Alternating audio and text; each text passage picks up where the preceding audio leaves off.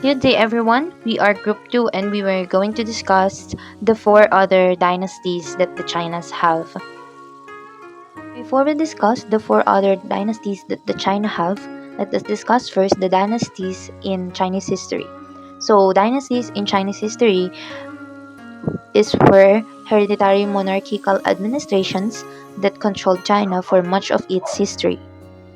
From the inauguration of dynastic rule by the Yu the Great in 2070 BC to the abdication of the Kwantung Emperor on February 12, 1912, in the wake of the Xinhai Revolution, China was ruled by a series of successive dynasties.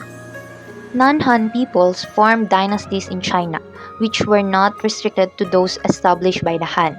The majority Chinese ethnic group and its ancestor the Washa Tribal Confederation. Dividing Chinese history into periods ruled by dynasties is a convenient method of periodization. As a result, a dynasty may be used to define a family's rule as well as to characterize events, trends, personalities, creative creations, and artifacts from the time period. From that time period, I mean. For example, porcelain made during the Ming Dynasty may be referred to as Ming porcelain. The word dynasty is usually omitted when making such objectical references. The longest reigning Orthodox dynasty of China was the Shu dynasty, ruling for a total length of 789 years, albeit it is divided into the Western Shu and the Eastern Shu in the Chinese historiography, and its power was drastically reduced during the latter part of its rule. The largest Orthodox Chinese dynasty in terms of um, territorial size was either the Yuan dynasty or the Qing dynasty, depending on the historical sources. The rise and the fall of dynasty is a prominent feature of Chinese history. Some scholars have attempted to explain this phenomenon by attributing the success and failure of dynasties to the morality of the rulers, while others have focused on the tangible aspects of monarchical rule. This method of explanation has come to be known as the dynastic cycle. While the dynasties in Chinese literature, in which in China, writing dates back to the Shang dynasty of 1700 to 1050 BC, with hieroglyphs were utilized. Chinese literature is a huge subject with thousands of years of history. One of the fascinating aspects of Chinese literature is that most of the serious literature was written in classical Chinese, a formal language or written language in China before. One of the best literature of the One Dynasty era and the four novels that are considered as the greatest classics that must importantly an exception. However, even during the Qing dynasty of 200 years ago, most writers composed in a literary stream that extended back about 2400 years. They studied very well in an ancient writings in more or less than the original written language. This large of breadth of time, with so many writers living in the various eras and countries, makes the Chinese literature complex. Some of the Chinese literary works include fiction, philosophical and religious works, poetry, and scientific writings. The dynastic eras frame the history of Chinese literature and are examined one by one.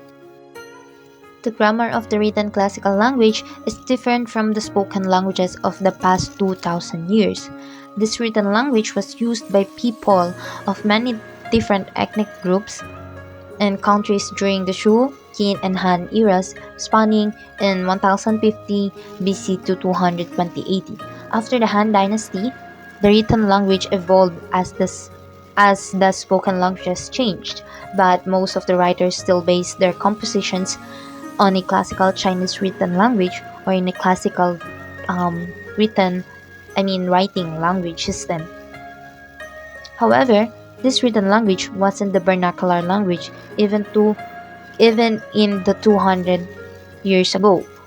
The empires and groups of kingdoms of all these eras were composed of people speaking many different native languages. And if we compare this in Europe, which had also a literary history like China's, it would be as if most European writers until the 20th century always tried to write in an ancient classical Greek, then become a dead language for more than 2 millennia ago. And that's it for the dynasties Chinese history in Chinese history and dynasties in Chinese literature.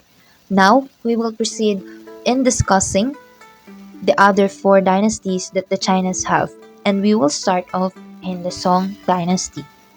This is Julie and Aquino, and we will now discuss about the Song dynasty of 960 to 12,079. Song Dynasty.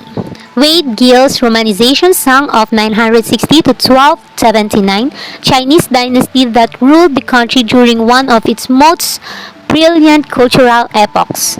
This dynasty only controlled South China after 1127, hence it's generally separated into the Bei and Non-Song era in the north and south respectively. The Bei Song was founded by Zhao Guangyin, the who later Zhou dynasty, last of the five dynasties who usurped control of the empire in a coup.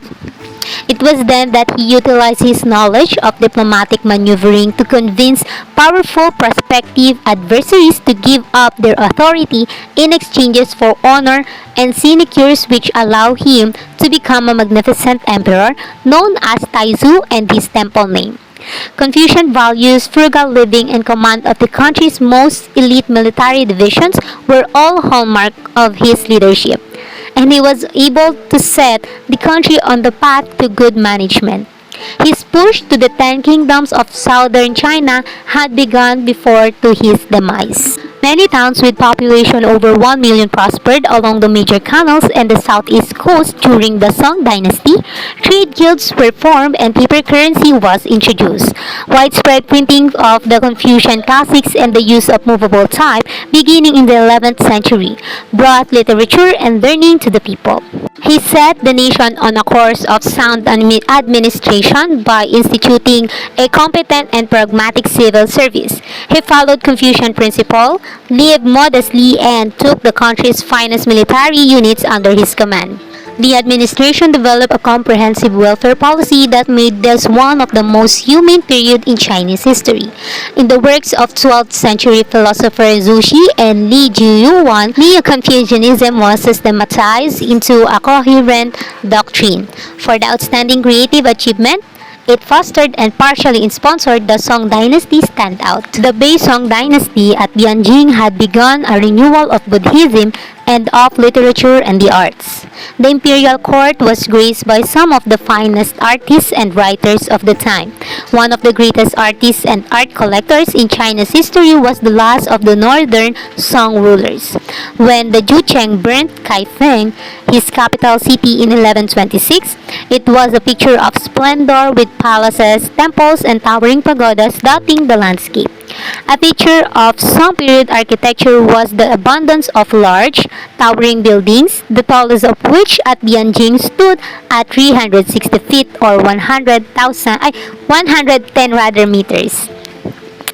The eaves of roofs designed by Song architectures were curled upon towards the corner. Brick or wood pagodas, 6 or 8-sided, still exist from the time. Song dynasty was marked by cultural advancement and military weakness. Since 8th century, printing was improved and public schools were established. There was a dramatic rise in literary production throughout this period from 1044.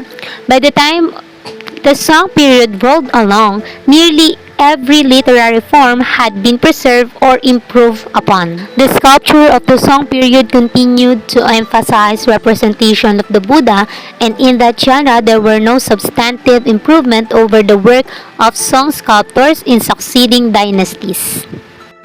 Songwares are noted for their simplicity and shape of and the purity of color and tone of their glazes.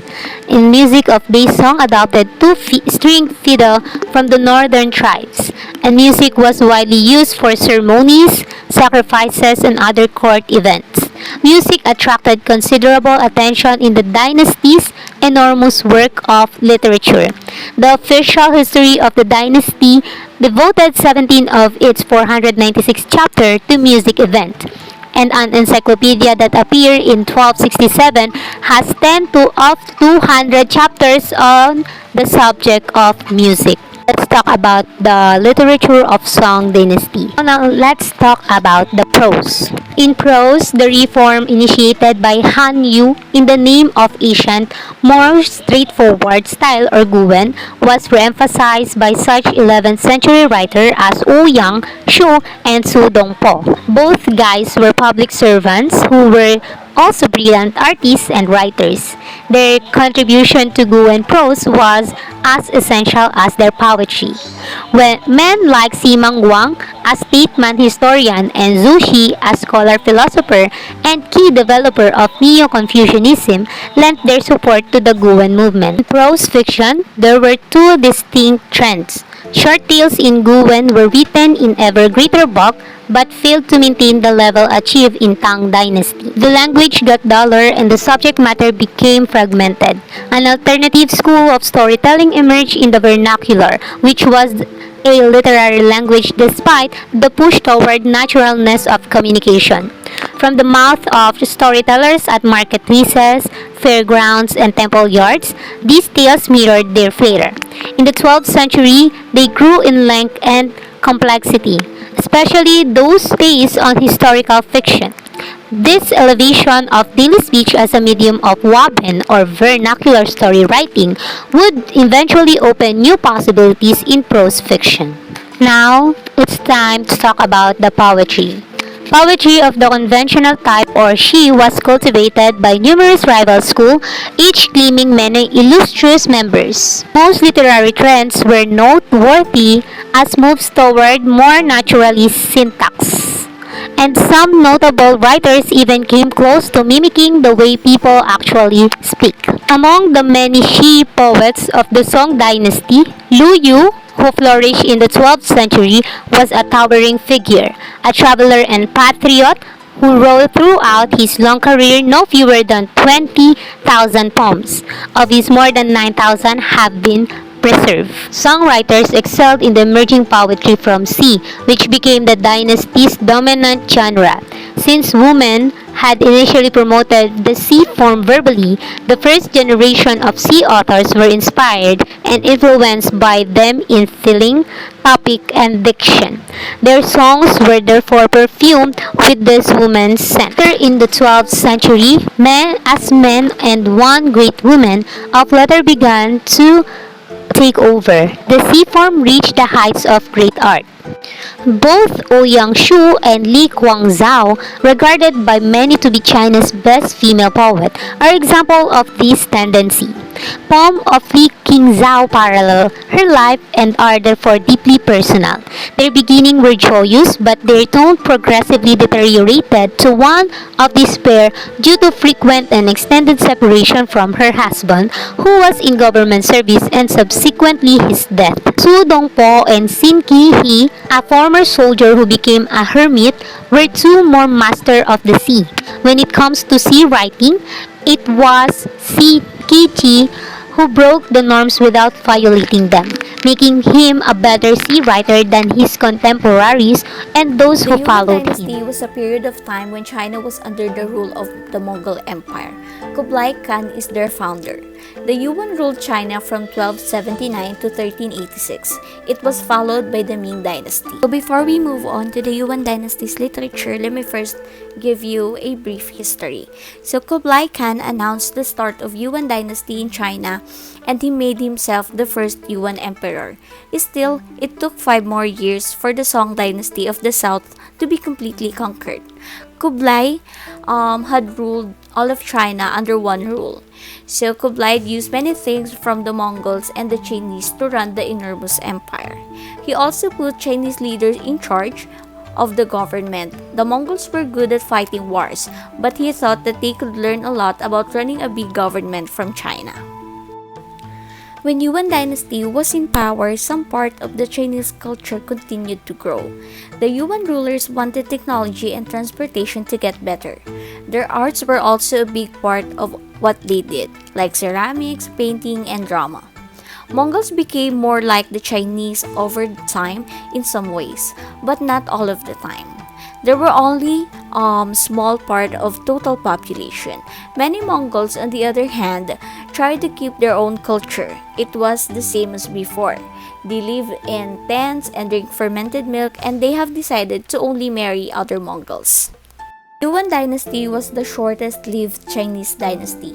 It began to fall apart after Kublai Khan died.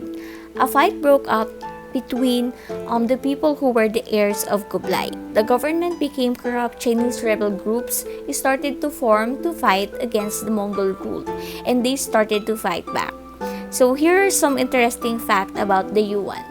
The word Yuan means origin of the universe, and as of today, the Yuan is the basic unit of money in China. Here are the Yuan dynasty literature. So first is drama. A lot of people started reading drama. The skits and vaudeville acts, the puppet show and shadow plays of the past had set the stage for a full-fledged play. Some people who were good at writing turned their attention to playwriting when a new type of literature came out. A drama with 4 or 5 acts, a prologue and an epilogue, a songs and dialogue in language that was close to what people used every day. Next is poetry. Line length and tone were still controlled by the given tune during the Yuan dynasty, but extra words could be added to make the lyrics livelier and to show how phrases and clauses of the poem were connected. A lot of the best dramatists were good at this kind of genre. Next is vernacular literature. All of the early works of this novel-length fiction were poorly printed and released anonymously or under a pseudonym, while numerous early works were attributed to authors like Luo Guanzhong. There is a little credible evidence of his authorship in any existing work. The best known of the works that attributed to Luo are Sangoji Yanyi, which means Romance of the Three Kingdoms, and the Shui Huzan, The Water of Margin, and the Pinggyozan, which means the subjugation of the evil phantoms. So the Shui Huzan is the best of the three from the literary point of view because it gives full imagination to a long collection of stories and anecdotes about a group of armed social and the political dissenters. So please bear with me if I was not able to pronounce it correctly, but I tried my best. Here are some drama and great fictional novels during the Yuan dynasty. So first is Guan Han King. This is one of the best playwrights of all time. Next is Midsummer Snow, one of the most popular drama pieces. Third is The Romance of the Three Kingdoms and Water Margin, 2 of the 4 greatest novels in Chinese literature. And lastly is The Romance of the Western Chamber by Wang Shifu. One of the best romantic dramas ever written in China. And that would be all for the Yuan dynasty. Thank you so much, and let us now move on to Ming dynasty.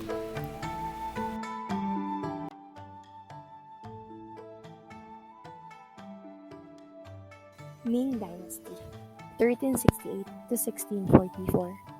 The Ming Dynasty ruled China from 1368 to 1644 AD, during which China's population would double. Known for its trade expansion to the outside world that established cultural ties with the West. The Ming Dynasty is also remembered for its drama, literature, and world-renowned porcelain. Rise of the Ming Dynasty. So Ming Dynasty founder Emperor Taizu or Zhou Yuanzhang was born into poverty. and spent parts of his youth wandering the country after his parents died following a series of natural disasters centered around the Yellow River. So in 1352 AD, Taizu joined a rebel group related to White Lotus Society and rose up the ranks speedily. So eventually, leading a successful invasion on the city of Nanjing, which he used as a base to lash out a regional war lords. Taizu's ultimate prey was the Mongolian rulers of the Yuan Empire.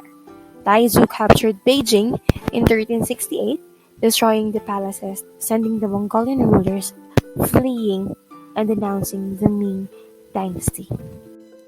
Ming Dynasty trait. Taizu was succeeded by his 15-year-old grandson, but one of Taizu's sons, Chengzu, ignited a civil war to take the throne. From 1405 to 1433, Chengzu launched ambitious flotillas to expand the Chinese tribute system to other countries, sending ships to India, the Persian Gulf, and the east coast of Africa, predating European efforts of similar scope. By 1557, the tribute system was replaced by maritime trade, which saw China exporting silk and allowing a European presence in the empire. This was a time of expansion of cuisine, as a food like sweet potatoes and peanuts entered China for the first time. So the period also brought about significant emigration outside of the empire for the merchant class. The Great Wall of China. Maintenance of the Great Wall of China was not consistent throughout the history of China, and by the time of Ming Dynasty, it required significant repair work. So the Mongols were a constant threat to the citizens of Ming Dynasty, and the Great Wall was believed to be the most effective defense against invasion. After several clashes, the Mongols captured Emperor Zhengtong in 1449. The Ming government chose to replace the emperor with his half-brother rather than pay ransom. The government also decided that restoring the Great Wall to its full glory and power was the best use of their money to effectively protect the Ming Empire. Ming Dynasty literature. The Ming Dynasty saw a publishing boom in China with an avalanche of affordable books being produced for commoners. Reference books were popular as well as religious tracts, school primers, Confucian literature, and civil service examination guides. Writer Feng Menglong had a popular series of humorous short stories that featured palace, figures, and ghosts and sold well among merchants and educated women. Play scripts sold very well also. One well-regarded playwright was Tang Shanzu, who specialized in social satire and romance. By 1632, the gangs were moving east, and the imperial military proved incapable of stopping them. Soon after, the country was further decimated by flooding, locust, drought, and diseases. So rebellion and riots became commonplace. In 1642, a group of rebels destroyed the dikes of the Yellow River and unleashed flooding that killed hundreds of thousands of people. As the social order broke down and smallpox spread, two competing rebel leaders, Li Zicheng and Zhang, took control of separate parts of the country and both declared new dynasties. The last Ming emperor, Chongzhen, committed suicide in 1644. Later that year, the semi-nomadic Manchu people prevailed over the chaos and became the ruling Qing dynasty. The Qing dynasty was the last dynasty in the imperial history of China. It was established in 1636 and was ruled proper from 1644 to 1912 with a brief restoration in 1917. It was preceded by the Ming dynasty and succeeded by the Republic of China. The dynasty was founded by the Manchu Aisin Gyor clan in contemporary northeastern China under the rule of Nurasi, a formal vassal of the Ming emperors. By 1635, Nurasi's son Hong Taiji could claim they constituted a single and united Manchu people, and eventually they seized control of Beijing and overthrew Li Zicheng's short-lived Shan dynasty, completing their conquest of China around 1683 under the Kangxi Emperor. The multi-ethnic Qing Empire lasted for almost 3 centuries and assembled the territorial base for the modern China. It was the largest Chinese dynasty and in 790, the 4th largest empire in world history in terms of territory. With a population of 432 million in 1912, it was the world's most populous country at the time. Qing poetry refers to the poetry of the Qing dynasty.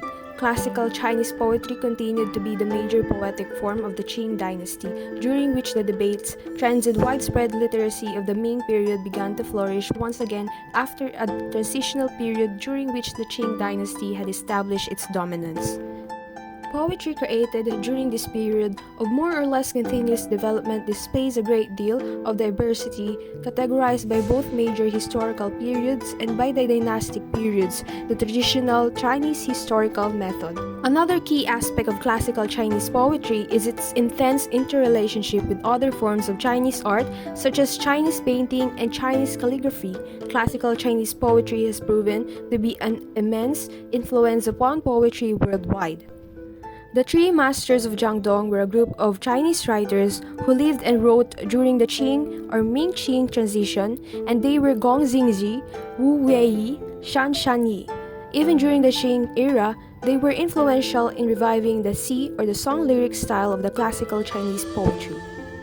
Popular versions of classical Chinese poetry were transmitted through Qing dynasty anthologies such as the collections of Tang poetry known as the Quan Tang Shi and the 300 Tang poems. This was also a time of related literary developments such as the collections of Tang poetry under the Kangxi Emperor, the third emperor of the Qing dynasty, and the second Qing emperor to rule over China proper, reigning from 1661 to 722. The poetry of the Qing dynasty has an ongoing and growing body of scholarly literature associated with its study.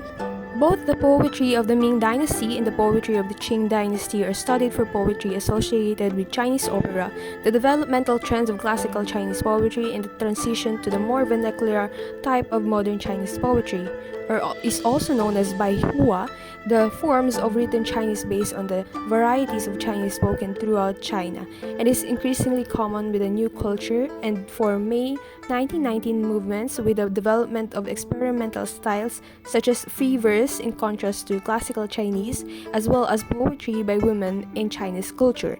And Kung Fu opera matured and led toward the later Chinese opera tradition of drama, poetry, and music combined, and the painter-poet tradition thrived with exemplars such as Yun Shuping. The challenge for researchers grew as even more people became poets and even more poems were preserved, including with Yuan Mei's encouragement more poetry by women.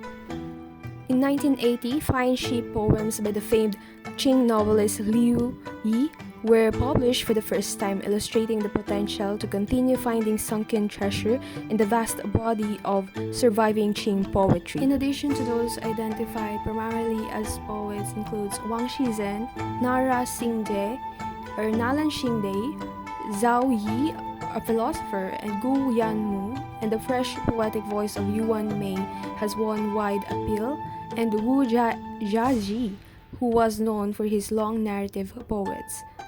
And that would be all. Thank you.